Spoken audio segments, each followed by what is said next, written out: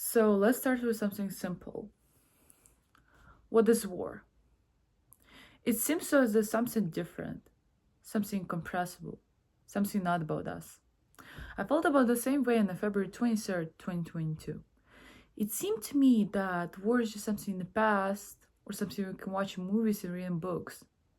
Despite the fact that the war had been in my country for 8 years, I didn't feel it so strongly. But on that day, everything changed. I didn't think that this was possible. I can tell you that you don't think it's possible either, but believe me, it is reality. I hope you will never find yourself in a situation like me and other Ukrainians, but in order to avoid getting into these circumstances, I want to share my experience with you. And as the old saying goes, if you want peace, prepare for war. Imagine, it's a normal night and you're ready to wake up in the morning to do your usual scheduled things. Someone has to go to school, someone has to go to work, someone's going to fly on a trip, someone's returning home, someone's giving birth to a child that day. Everyone has their own plans. Some are joyful, some routine, some difficult. But that's life. It happens. And then, someone decided to make an adjustment to your plans. Just because you were born and raised in another country, you become an enemy. I was only 14. I was just a kid. I didn't know that having Ukrainian citizenship, or speaking Ukrainian, or simply being who I am, could turn me into a target. I didn't know that simple document like passport could mean danger. Suddenly, a symbol of my home, the trident of Ukraine, became a reason for someone to try to erase me. And I'm not the only one. 40 million people go through it.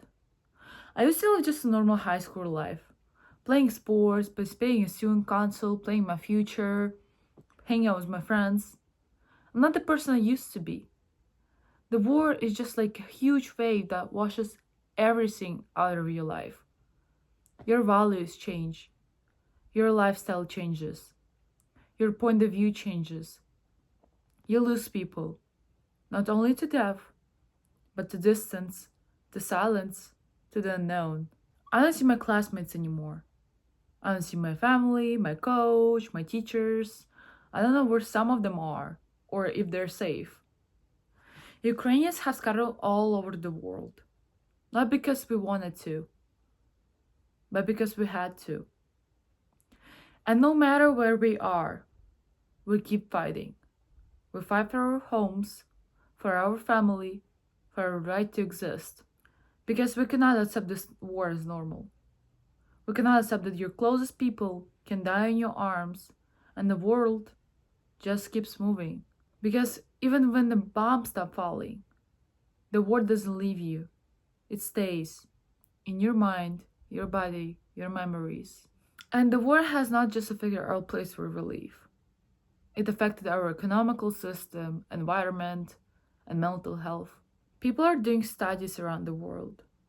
For example, like in Canada, in 2023, Krakow have investigated the Ukrainian war's impact on Ukrainian students inside Ukraine. And of the 589 participants in their study, the overwhelming majority, over 98%, break down for their psycho-emotional states. Such breakdowns include depression, nervousness, anger, exhaustion, everything over 75, with women being more affected than men. I had a PTSD during my first year in a safety place after 8 months living in uncertainty and fear.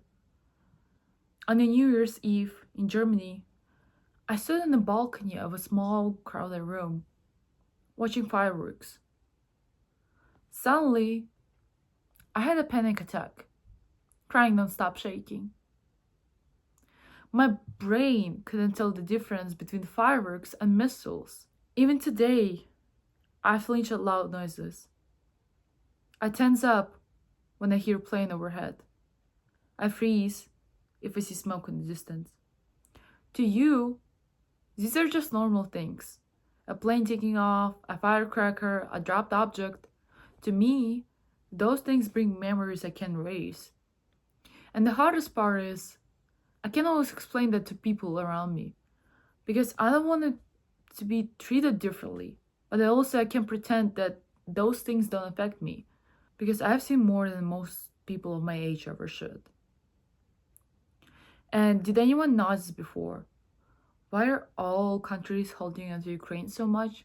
Like they're waiting for a huge outcome from it. Well, what is really happening behind the scenes? Ukraine is no longer just a country. It's a symbol, a flag in arms. Behind the name Ukraine now stands an enormous meaning. First of all, Ukraine became the front line in the global struggle between two worldviews, the system of freedom, democracy, and law, and the system of fear, power, and control. If Ukraine falls, it sends a message that might make right, that the strong countries can simply destroy weaker ones. If that happens, who's next? Ukraine is also a country of incredible resources. For example, like rich black soil, essential metals like lithium and uranium, strategic transport routes, and the access to the Black Sea. Whoever controls Ukraine has influence over global markets, energy, and power. It's a key piece in a geopolitical puzzle. And maybe most importantly, if Ukraine loses its freedom, who else is truly safe? That's why countries choosing the sides. That's why US and Europe straightened their alliances. That's why NATO stood up. That's why Russia, Iran, and China are circling each other. That's why African and Middle Eastern countries are picking their future partners. The war in Ukraine became more just a regional conflict. It became a trigger. The moment when the world started to divide, to reveal, to choose. What kind of future are we heading toward? The stage is set. The world is changing. And through it all, we, the people of Ukraine, keep standing. Because if we don't stand, the cost is not just our country. It's the future of peace, of freedom, of hope for billions beyond our borders. So now, you've heard just one story, my story. There are millions more. Millions of voices that didn't get a chance to speak. Millions of voices that lost their homes, their families, their peace of mind. We didn't choose this war. We didn't ask to become a symbol of resistance. We just wanted to leave. The war in Ukraine is not just politics, not just maps or headlines. The war in Ukraine is a cry of millions of people who have deprived of their home, childhood, life, and hope. And the world's silence in the face, complicity in the crime. If you hear our voices, don't turn away, because silence too is a choice.